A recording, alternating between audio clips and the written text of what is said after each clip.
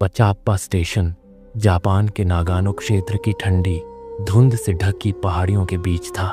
कहते हैं 1940 के दशक की एक सर्द रात में यहाँ एक भयानक ट्रेन हादसा हुआ था। पूरी ट्रेन पटरियों से उतर गई और यात्रियों की दर्दनाक चीखें कई दिनों तक हवा में गूंजती रहीं। लोगों का कहना है कि हादसे के बाद भी उन चीखों की गूंज कभी थमी नहीं। रात के सन्नाटे में वहां से गुजरने वाले यात्रियों ने टूटे डिब्बों से आती कराहने की आवाज़ें और धुंध में लिपटी परछाइयों को चलते हुए देखा। कई लोगों ने बताया कि उन्होंने खून से सनी यूनिफॉर्म पहने कंडक्टर को अब भी टिकट जांचते देखा है। भय और रहस्यमय घटनाओं के चलते 1951 में रेलवे ने इस स्टेशन को हमेशा के लिए बंद कर दिया। पर आज भी जब हवा चलती है तो स्टेशन के खंडहरों से ट्रेन की सीटी और डरे हुए यात्रियों की चीखें सुनाई देती हैं, मानो वो हादसा कभी हुआ ही ना हो बल्कि अब भी चल रहा हो। दो दोस्त वीरू और मोहन भारत के झारखंड के पाकुड़ जिले में एक छोटे शांत से गांव के रहने वाले थे। दोनों जापान काम के सिलसिले में गए हुए थे और बस एक हफ्ते बाद घर लौटने वाले थे। वीरू बचपन से ही रहस्यमयी और अजीब जगहों पर घूमने का शौकीन था। जहां भी कोई डरावनी कहानी सुनाई देती वहां जाने की उसकी आंखों में चमक आ जाती थी। वहीं मोहन का स्वभाव बिल्कुल उल्टा था, डरपोक लेकिन समझदार। रात के करीब 9 बज रहे थे। बाहर हल्की ठंड और हवा में नमी थी। तभी मोहन, सुनना, एक जगह के बारे में सुना है, पचाप्पा स्टेशन। कहते हैं 1951 से बंद पड़ा है और अब वहां कोई नहीं जाता। चल, कल रात वहीं चलते हैं। तू मजाक कर रहा है क्या? वो तो वही स्टेशन है ना जहां ट्रेन हादसा हुआ था, लोगों की मौत हुई थी और कहते हैं कि अब भी वहां अजीब आवाजें आती हैं। अरे, आवाजें नहीं आती, हवा चलती है और लोग उसे भूत समझ लेते हैं। सब मन का भ्रम है। तू तो हमेशा डरता रहता है यार। वीरू, तू जानता है ना मुझे ऐसी जगह पसंद नहीं। पता नहीं क्यों ऐसी जगहों पर जाने से हमेशा अजीब सा डर लगता है। देख मोहन, हम अगले हफ्ते इंडिया लौट रहे हैं। शायद फिर कभी जापान ना आए। सोच, अगर ये कहानी सच निकली तो जरा देखना तो चाहिए ना कि आखिर लोगों को क्या दिखता है वहां। मोहन कुछ देर चुप रहा। कमरे में बस दीवार घड़ी की टिक टिक सुनाई दे रही थी। वीरू की आंखों में एक अलग चमक थी, जैसे उसे किसी रहस्य को सुलझाने की बेचैनी हो। अगर हम वहां गए और कुछ गलत हुआ तो? अगर वो बातें सच निकली तो? कुछ नहीं होगा मेरे दोस्त। तू है, मैं हूं। बस थोड़ा रोमांच, थोड़ी डर की खुराक। चलना, डर को हराने का एक मौका समझ। मोहन ने उसकी ओर देखा। वीरू के चेहरे पर आत्मविश्वास था और उसकी बातों में ऐसा जोश कि मना करना मुश्किल हो गया। आखिरकार उसने धीरे धीरे सिर हिलाया। ठीक है, चलेंगे, लेकिन याद रख, अगर कुछ भी अजीब लगा तो मैं वहीं से लौट आऊंगा। डील पक्की। कल रात ठीक 11 बजे पचाप्पा स्टेशन की रहस्यमयी यात्रा शुरू होगी। बाहर हवा और तेज हो चुकी थी। खिड़की के शीशे पर नमी जमने लगी थी और दूर कहीं ट्रेन की सीटी गूंजी। मोहन के शरीर में सिहरन दौड़ गई, जैसे किसी अनजान आवाज ने उसकी हिम्मत की आखिरी कड़ी को हिला दिया हो। अगली रात ठीक 10:45 बजे वीरू और मोहन अपने छोटे से कमरे से निकले। आसमान में चांद धुंध से आधा छिपा था और सड़क पर बस कुछ ही स्ट्रीट लाइटें टिमटिमा रही थीं। हवा ठंडी थी, पर वीरू के चेहरे पर जोश था वही पुराना, रोमांच का जोश। दोनों ने सड़क किनारे खड़ी एक पुरानी ऑटो रोकी।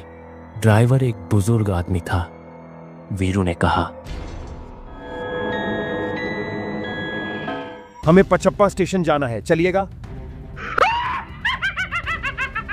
ड्राइवर ने जैसे ही स्टेशन का नाम सुना, उसकी आंखें थोड़ी चौड़ी हो गईं। वो कुछ देर चुप रहा, फिर टूटी फूटी अंग्रेजी में बोला, Pachapa? That place? Not good.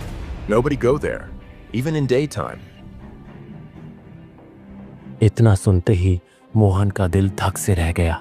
इसका मतलब था पचप्पा वो जगह अच्छी नहीं है, वहां कोई नहीं जाता, दिन में भी नहीं।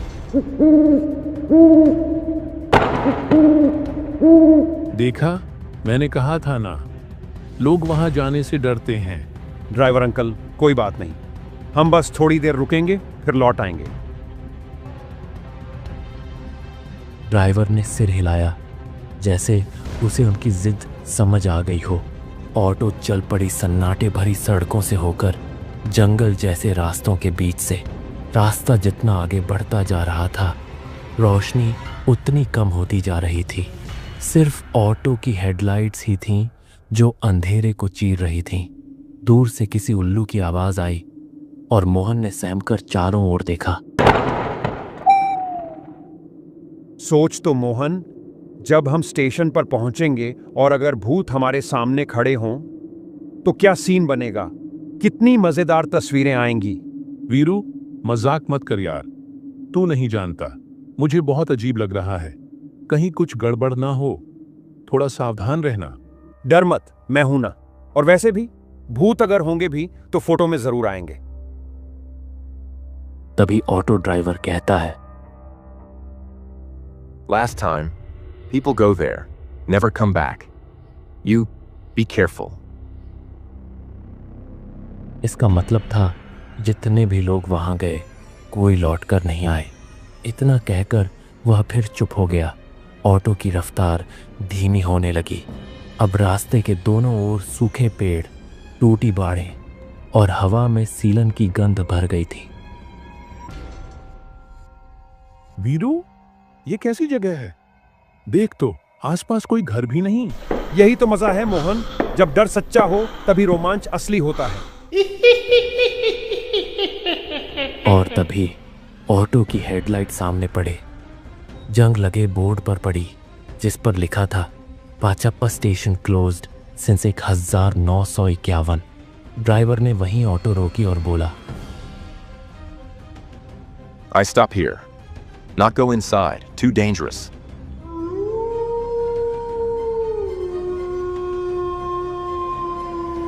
इसका मतलब था मैं इससे आगे नहीं जा सकता। तो तैयार हो, चलो देखते हैं इन भूतों की हकीकत क्या है। मोहन ने गले से निगलते हुए सिर हिलाया। पीछे ड्राइवर ने धीरे से कहा, Go fast, and don't listen if someone calls your name.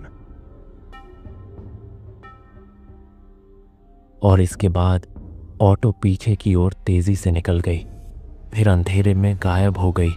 सिर्फ वीरू, मोहन और सामने खड़ा मौत जैसा सन्नाटा।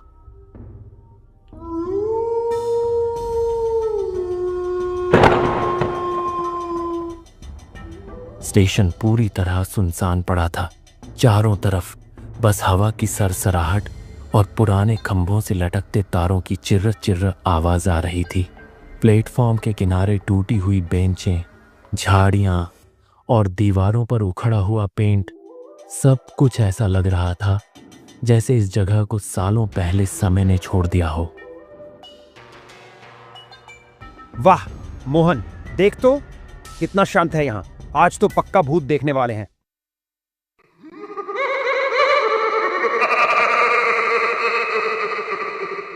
वीरू, तू हमेशा मजाक करता है, लेकिन यहाँ कुछ अजीब सा एहसास हो रहा है, जैसे कोई हमें देख रहा हो। अरे यार, ये तेरे डर का असर है, भूत नहीं हवा है, और अगर कोई देख भी रहा है तो वो मैं हूं।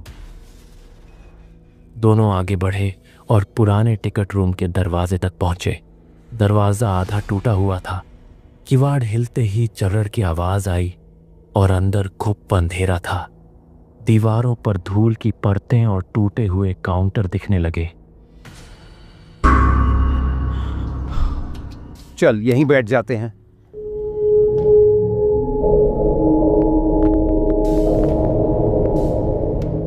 यार, यहाँ तो मच्छर भी किसी राक्षस जैसे हैं।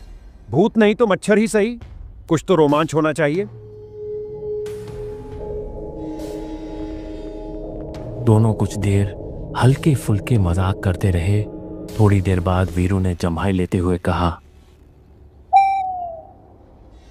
यार नींद आ रही है, चल थोड़ी देर आंख बंद कर लेता हूं। नींद तो मुझे भी आ रही है, लेकिन क्या?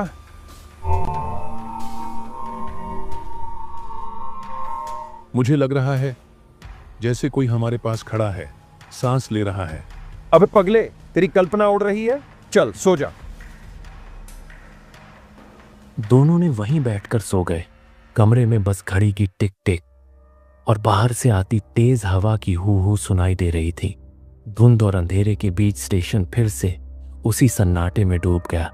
लेकिन ठीक जब वीरू की आंखें बंद हुईं, दरवाजे के पीछे से धीरे धीरे किसी के कदमों की आवाज आई और मोहन का दिल जैसे रुक गया, क्योंकि उन कदमों के साथ एक और चीज सुनाई दी, किसी के धीरे से कुछ बड़बड़ाने की आवाज। मोहन ने जैसे ही वो धीमी फुसफुसाती आवाज सुनी, उसका दिल जोर जोर से धड़कने लगा।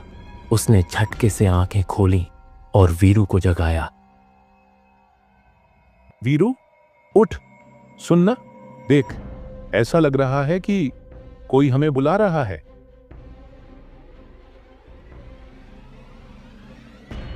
क्या हुआ यार, तू फिर डरने लगा? कौन बुला रहा है? कसम से मैंने सुना, किसी ने मेरा और तेरा नाम लिया, बहुत पास से। दोनों कमरे से बाहर निकले। स्टेशन के बाहर ठंडी धुंध ने पूरा प्लेटफॉर्म घेर लिया था। हवा में एक अजीब सीलन और सड़न की गंध थी। वे धीरे धीरे चलकर एक पुराने बरगद के पेड़ के नीचे आ खड़े हुए। देख, यहां भी कुछ नहीं है। तू ना हर चीज में भूत ढूंढता रहता है। वीरू, मजाक मत कर यार, ये जगह ठीक नहीं लग रही। तू महसूस नहीं कर रहा? यहां की हवा भी अजीब सी लग रही है। अरे कुछ नहीं है, बस तेरा डर है जो तुझसे खेल रहा है। इतना कहकर वह पेड़ के पास गया। तभी उसी पल पेड़ के ऊपर से एक भारी कर्र कर्र की आवाज आई, जैसे सूखी शाखें खुद ब खुद हिलने लगी हों। वीरू ने अपना सिर ऊपर की और अचानक पेड़ की सबसे ऊंची डाल पर कोई काली आकृति झूलती हुई दिखाई दी। उसके बाल बिखरे हुए थे, चेहरा धुंध में ढका हुआ, और वो धीरे धीरे झूलते हुए हंसने लगी। एक ऐसी हंसी जो इंसानी नहीं लग रही थी। दोनों के चेहरे पर डर साफ झलक रहा था। पेड़ के नीचे जो काली आकृति दिखी थी, उसने उनकी सांसें रोक दी थीं। भाग मोहन, भाग! दोनों बिना पीछे देखे भागते हुए टिकट रूम की तरफ दौड़े। धूल उड़ी, लकड़ी के दरवाजे की चरमराहट गूंजी और वे अंदर घुस गए। वीरू ने सांस लेते हुए कहा, ये क्या था यार? तूने भी देखा ना? मोहन बस सिर हिलाता रहा। शब्द उसके गले में अटक गए थे। लेकिन तभी रूम के कोने से किसी की आवाज आई। दोनों एक साथ उधर मुड़े और देखा, एक मध्यम उम्र का आदमी बैठा हुआ था। तुम यहां क्या कर रहे हो? आदमी ने धीरे से सिर उठाया, चेहरे पर हल्की मुस्कान थी। वो बोला, मेरे पास कोई काम धंधा नहीं है, कभी कभी यहाँ आकर बैठ जाता हूँ, शांति मिलती है। इतनी रात को और इतनी सुनसान जगह पर तुम्हें डर नहीं लगता? डर? बेटा, डर तो उन लोगों को लगता है जो जिंदा है। मैं तो यहाँ बरसों से आ रहा हूँ। इस स्टेशन से मेरा पुराना रिश्ता है। क्या ये स्टेशन सच में डरावना है? लोग कहते हैं कि यहां हादसा हुआ था। हाँ, बहुत साल पहले एक ट्रेन हादसा हुआ था। पूरी ट्रेन पटरी से उतर गई थी और किसी ने चीखों की गिनती नहीं की। उस रात के बाद से ये स्टेशन बंद पड़ा है, लेकिन लेकिन क्या? हर महीने की एक रात जब धुंध सबसे ज्यादा होती है, एक ट्रेन अब भी आती है। कहते हैं वही ट्रेन जो हादसे में मारी गई थी, उसके यात्रियों की आत्माएं आज भी उसी के साथ सफर करती हैं। अगर ऐसा है तो मैं वो भूतिया ट्रेन देखना चाहता हूं। ठीक है, अगर हिम्मत है तो पटरी के किनारे जाकर खड़े रहो। जब ट्रेन आएगी तुम्हें सब दिख जाएगा। चल मोहन। वीरू, मुझे अच्छा नहीं लग रहा। डर मत यार, बस 5 मिनट के लिए। दोनों बाहर निकले। धुंध और ठंडी हवा में स्टेशन और भी सुनसान लग रहा था। वे धीरे धीरे चलते हुए पटरी के पास पहुंचे और वहीं खड़े हो गए। आसमान में बादल घिर आए थे। हवा में सीटी जैसी आवाजें थीं। वीरू ने मुस्कुराकर कहा, देख मोहन, कुछ नहीं होगा, बस ध्यान से सुन। और तभी दूर से ट्रेन की सीटी जैसी आवाज आई। धीरे धीरे वो आवाज तेज होती गई, लेकिन अजीब बात यह थी कि पटरी कांप रही थी, पर धुंध के उस पार कोई ट्रेन दिखाई नहीं दे रही थी। धुंध और ठंडी हवा में वो दोनों अब भी पटरी के किनारे खड़े थे। चारों तरफ बस सन्नाटा और कहीं कहीं पेड़ों से टपकते पानी की टप टप आवाज। फिर अचानक दूर से ट्रेन की सीटी सुनाई दी। धीरे धीरे पटरी कांपने लगी। वीरू की आंखों में चमक आ गई। देखा, कहा था ना, आ गई हमारी भूतिया ट्रेन। दोनों पटरी से थोड़ा हटकर खड़े हो गए। कुछ ही क्षणों में धुंध को चीरती एक ट्रेन सामने आई। पुरानी, काली, उसके डिब्बों पर जंग लगी हुई। और अजीब बात यह थी कि ट्रेन से कोई आवाज नहीं आ रही थी, सिर्फ ठंडी हवा का झोंका और सीटी की गूंज थी जो कानों में चुभ रही थी। यार, ये तो बस एक पुरानी ट्रेन है। कहाँ हैं वो भूत जिनकी सब बातें करते हैं? मोहन ने कुछ नहीं कहा। उसकी नजरें ट्रेन पर टिकी थीं और तभी उसकी सांस रुक गई। वीरू, देख देख उधर। वीरू ने मुड़कर देखा और उसके दिल की धड़कन थम गई। ट्रेन के साथ साथ धुंध में लिपटी एक औरत दौड़ रही थी। उसके बाल खुले हुए थे, चेहरा झुका हुआ। वीरू ने डरकर पीछे कदम लिया। ये क्या है? यार, ये सच में डरावनी थी। चलो यहां से निकलते हैं, अभी के अभी। हाँ, अब बहुत हो गया। दोनों मुड़ने ही वाले थे कि किसी ने पीछे से वीरू के कंधे पर हाथ रखा। ठंडा, बर्फ जैसा हाथ। दोनों झटके से पीछे मुड़े। पीछे एक आदमी खड़ा था। उसका चेहरा अजीब था, आधा धुंध में छिपा, आधा जलने के निशानों से भरा हुआ। आंखें गहरी और उनमें कोई रोशनी नहीं थी। तो देख लिया ना, भूत। तुम कौन हो? मैं भी तो उन्हीं में से एक हूं जो उस रात उसी ट्रेन में मरा था। जैसे ही उसने ये कहा, उसके पीछे अचानक कई और परछाइयां उभर आईं। औरत, बच्चे, बुजुर्ग, सब के सब धुंध में लिपटे हुए, जिनकी आंखों से आंसू नहीं, धुआं निकल रहा था। वीरू, भागो! दोनों जितनी तेजी से भाग सकते थे भागे। पटरी, झाड़ियां, टूटी बेंचें, सब पीछे छूटते गए, पर वो आवाजें पीछा नहीं छोड़ रही थीं। रुको, मत जाओ, हमारे साथ रहो। धुंध अब इतनी घनी हो गई थी कि रास्ता दिखना बंद हो गया।